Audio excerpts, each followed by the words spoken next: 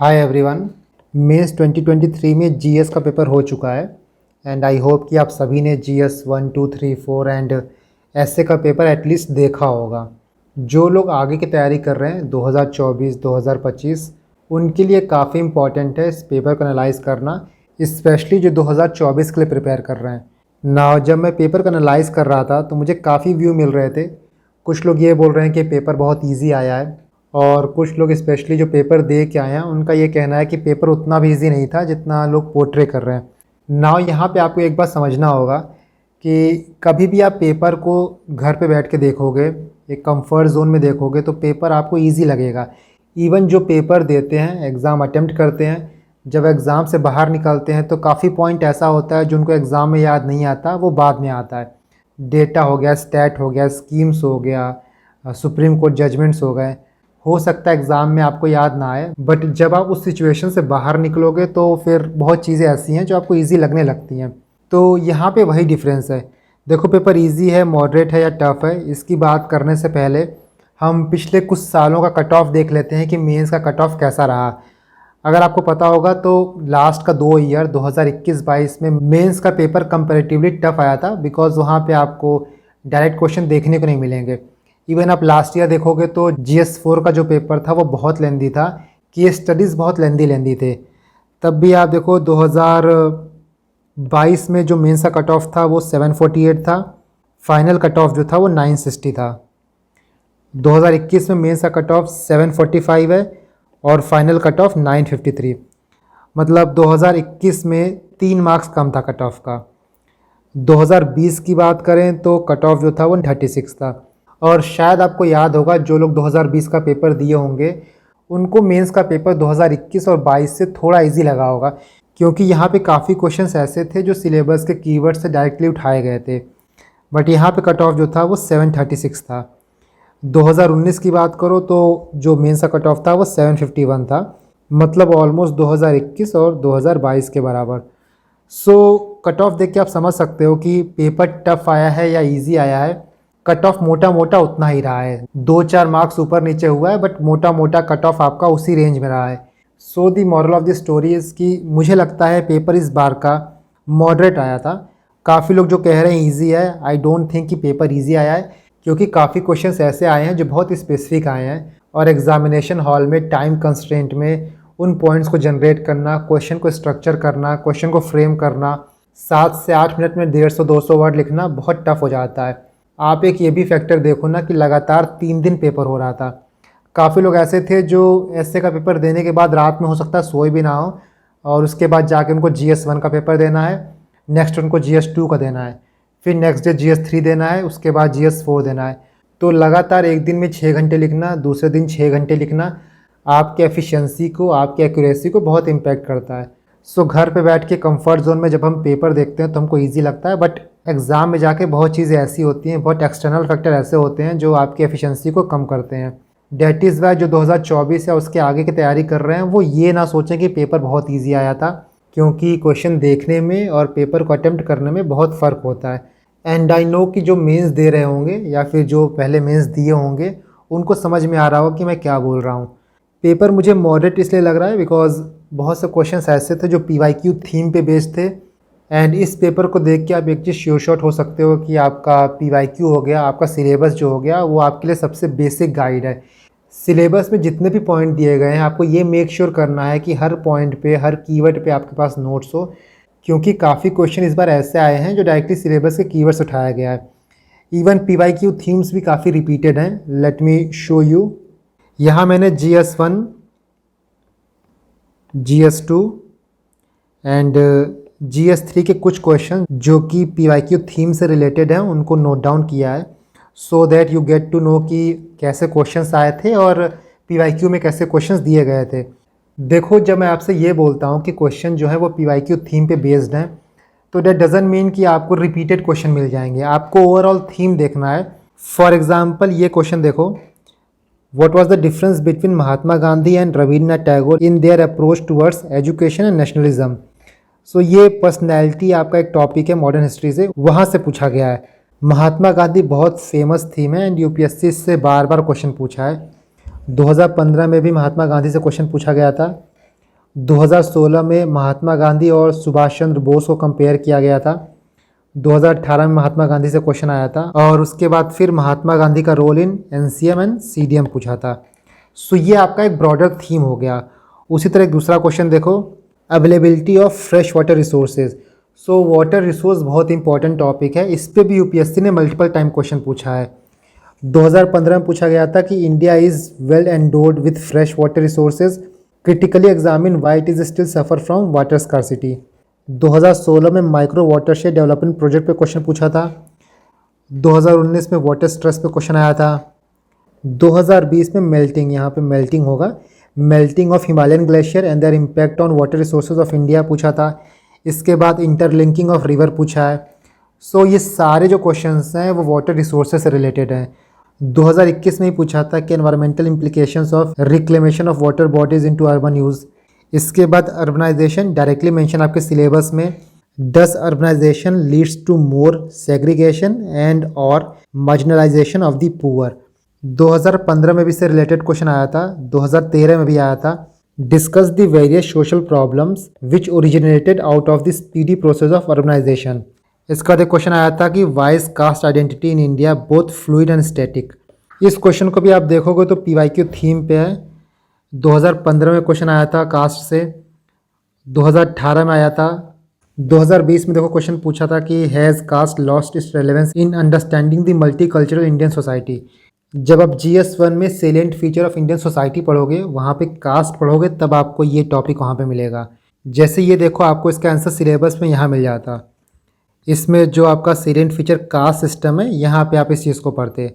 Let me show you, ये देखो आपका कास्ट सिस्टम है एंड इसी चीज़ को पूछा था वो, factor contributing to weakening of caste system. इसके बाद factor contributing to strengthening of caste system. तो वीकनिंग ऑफ कास्ट सिस्टम में क्या आता है? Education awareness, urbanisation, westernisation, modernisation, political representation, Sanskritisation, intercaste marriage, social movement. And strengthening में क्या है? Political appeasement, affirmative action, social stigma. देखो, जब भी आप सोसाइटी का आंसर लिखोगे, सबसे इंपॉर्टेंट ये है कि आप सोसाइटी रिलेटेड कीवर्ड मेंशन करो। जब तक आप कीवर्ड अपने आंसर्स में नहीं मेंशन करोगे, आपका आंसर जो है बहुत जेनरिक लगेगा। जो भी सिलेबस में कीवर्ड दिए गए हैं या फिर जो भी आप सोसाइटी के नोट्स पढ़ रहे हो, वहाँ पे जो कीवर्ड दिए गए हैं, उन कीवर्ड्स को मेक श्योर किया करो कि आपके आंसर्स में हो। नेक्स्ट आप देखो, GS2 में constitutional guarantee judicial independence is a prerequisite of democracy. 2014 में से रिलेटेड क्वेश्चन आया था, starting from inventing the basic structure doctrine the judiciary has played a highly proactive role. 2020 में देखो जुडिशियल लेजिस्लेशन से क्वेश्चन पूछा था। इसके बाद ई गवर्नेंस तो डायरेक्टली सिलेबस में मेंशन है। 2018 में ई गवर्नेंस से क्वेश्चन पूछा था, 2020 में पूछा ई गवर्नेंस से क्वेश्चन। इंडियन डायस्पोरा भी आप पीवाईक्यू देखोगे तो बहुत इंपॉर्टेंट हो जाता है। 2017 में क्वेश्चन पूछा था इंडियन डायस्पोरा से, 2020 में पूछा था, अब 2023 में पूछा है। इसके बाद देखो, discuss the contribution of civil society group for women effective and meaningful participation and representation in state legislature. 2020 में देखो इससे रिलेटेड क्वेश्चन आया था, सिविल सोसाइटी NGO। 2017 में पूछा है SSG। तो सिविल सोसाइटी को जितना आप एक्सपेंड कर पाओ उतना अच्छा है, उतने ईजिली आप इस क्वेश्चन को लिख पाओगे। इसके बाद देखो, पार्लियामेंट्री कमेटी से क्वेश्चन आया इस बार। 2021 में पूछा था पार्लियामेंट्री स्टैंडिंग कमेटी से क्वेश्चन। 2018 में पूछा था एस्टीमेट कमेटी से क्वेश्चन। इसके बाद देखो, सोशल जस्टिस से, development and welfare for vulnerable by its nature are discriminating in approach, do you agree. इससे रिलेटेड क्वेश्चन 2014 में आ चुका है। Do government scheme for uplifting vulnerable and backward community by protecting required social resources for them lead to their exclusion.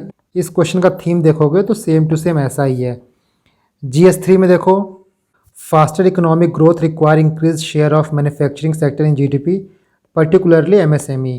यहाँ पे manufacturing sector का contribution GDP में MSME से रिलेट करके पूछा है।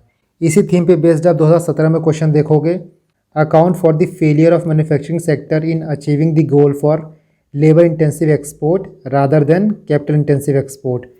इसके बाद 2019 में आया था, GDP growth and low inflation have left the Indian economy in good shape. ऐसे क्वेश्चंस में अगर आप डिफरेंट डायमेंशंस को एक्सप्लोर करोगे तो आपको इन क्वेश्चन को सॉल्व करने के लिए फर्दर पॉइंट्स मिल जाएंगे। What is the state of digitization in Indian economy, examine the problem faced in this regard and suggest improvement.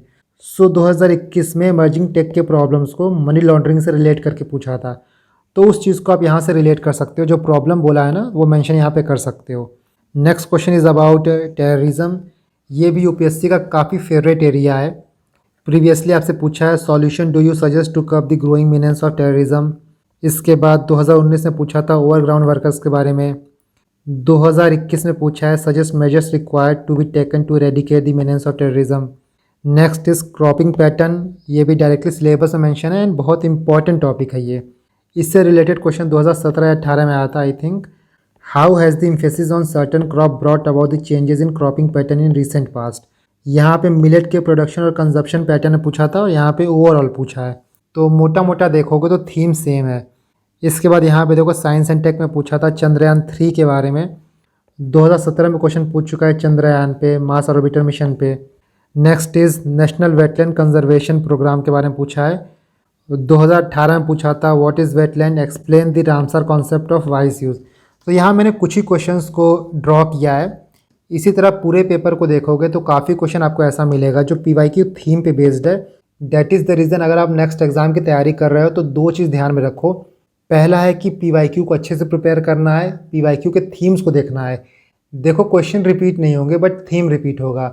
जो भी पीवाईक्यू में क्वेश्चंस दिए गए हैं उनको एनालाइज थोड़ा किया करो और उन क्वेश्चंस के आंसर को आप as a folder point use कर सकते हो। तो पहला काम आपको ये करना है। दूसरा काम आपको ये करना है कि जितना भी सिलेबस में कीवर्ड दिया गया है, जो भी टॉपिक्स हैं, e governance, civil society, NGO, pressure group, हर एक टॉपिक पे आपके पास नोट्स होना चाहिए। जो आपका स्टैटिक पोर्शन है ना उसको काफ़ी स्ट्रॉन्ग रखो। आप GS2 में देखोगे इस बार, और मैंने अपने पिछले वीडियोज़ में बात भी की थी कि सुप्रीम कोर्ट का जजमेंट बहुत इंपॉर्टेंट हो गया है। उन जजमेंट्स को आप क्वेश्चन के आंसर्स में भी यूज़ कर सकते हो और अब तो यूपीएससी स्पेसिफिकली जजमेंट्स पे क्वेश्चन पूछ रहा है। इस बार भी आप देखोगे तो स्पेसिफिकली केस लॉस पे क्वेश्चन पूछा गया है। सो सुप्रीम कोर्ट का जजमेंट हो गया, कॉन्स्टिट्यूशनल अमेंडमेंट हो गया, कॉन्स्टिट्यूशंस के आर्टिकल्स हो गए, इन चीज़ों को बाई हार्ट आपको लर्न करना है। मैंने 1-2 महीने पहले सुप्रीम कोर्ट के जजमेंट पे आपको एक PDF शेयर किया था एंड आई होप कि जिन्होंने ये PDF पढ़ा होगा काफ़ी हेल्प मिली होगी उनको। बेसिक स्ट्रक्चर पे जो भी कॉन्स्टिट्यूशन के केसेस हैं यहाँ पे वो मेंशन था। इसके बाद सेपरेशन ऑफ पावर पे भी जो भी इंपॉर्टेंट केस लॉज हैं। Next is parliament, again federalism, और ये सारे टॉपिक्स एग्जाम में आए हैं। आप देखोगे तो फेडरलिज्म पे क्वेश्चन आया है, आप देखोगे तो नालसा पे क्वेश्चन आया है, जेंडर जस्टिस पे क्वेश्चन आया है। तो वहाँ पे यही केस लॉज आपको मेंशन करने हैं, जैसे विशाखा गाइडलाइंस हो गया, सायरा बानो केस हो गया, KS पुट्टुस्वामी केस हो गया, नवतेज सिंह जौहर केस हो गया। मैं इस PDF को फिर से एक बार रीपोस्ट कर दूंगा, इन केस आपने इसको डाउनलोड नहीं किया है तो आप डाउनलोड कर लेना।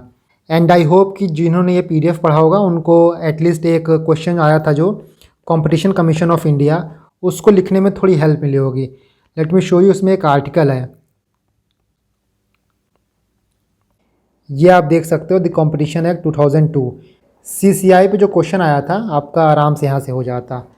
सो जो केस लॉज हैं, सुप्रीम कोर्ट के जजमेंट्स हैं, जो आर्टिकल्स हैं, उनको बाई हार्ट अब लर्न करना स्टार्ट कर दो। देखो आर्टिकल्स को पढ़ने के लिए आई वुड सजेस्ट कि आप बेयर एक्ट यूज़ करो। बेयर एक्ट से आप आर्टिकल को पढ़ोगे तो आपकी अंडरस्टैंडिंग अच्छी डेवलप होगी एंड आप लॉन्गर टाइम तक चीज़ों को याद कर पाओगे। मैं इस जजमेंट की कॉपी अपने टेलीग्राम पे पोस्ट कर दूंगा, प्लस जो ये PYQ रिलेटेड PDF है इसको भी अपलोड कर दूंगा। मेरे टेलीग्राम का लिंक आपको डिस्क्रिप्शन बॉक्स में मिल जाएगा। एंड फाइनली जो लोग नेक्स्ट ईयर की तैयारी कर रहे हैं, देखो मैं देख रहा था कि टेलीग्राम पे और अलग अलग सोशल मीडिया पे काफ़ी कोचिंग के आंसर कीज़ फ्लोट कर रहे हैं एंड काफ़ी ChatGPT वाले आंसर्स फ्लोट कर रहे हैं। वैसे क्वेश्चन आप एग्ज़ाम में नहीं लिख पाओगे। मुझे काफ़ी मैसेज आए, काफ़ी लोग डीमोटिवेट हो रहे हैं उन मॉडल आंसर्स को देख के कि ऐसे आंसर्स एग्ज़ाम में कैसे रेप्लिकेट करेंगे। तो वैसे आंसर्स आप एग्ज़ाम में रेप्लिकेट नहीं कर सकते हो, वो सिर्फ मॉडल आंसर हैं, उनको आप पढ़ के कोई वैल्यूडेशन पॉइंट आपको वहाँ से मिल रहा है तो उसको अपने नोट्स में लिख लो। बट अपने दिमाग से मिथ निकाल दो कि आपको वैसा आंसर जाके एग्ज़ाम में लिखना है। वैसा आंसर एग्ज़ाम में कोई लिख के नहीं आता है। तो जो ये सोशल मीडिया का हाइप है, सोशल मीडिया पे जो ये बकर होती रहती है, इससे डीमोरलाइज होने की कोई ज़रूरत नहीं है। इसके बाद हम GS1, GS2, GS3 और GS4 को सेपरेटली डिस्कस करेंगे। हर क्वेश्चन का क्या स्ट्रक्चर होना चाहिए, क्या फ्रेमवर्क होना चाहिए, हम उसको देखेंगे। एंड एक GS3 की गाइडेंस वीडियो बाकी है, उसके बाद हम GS1 से लेके GS4 तक की बात करेंगे ऑफ मेंस 2023।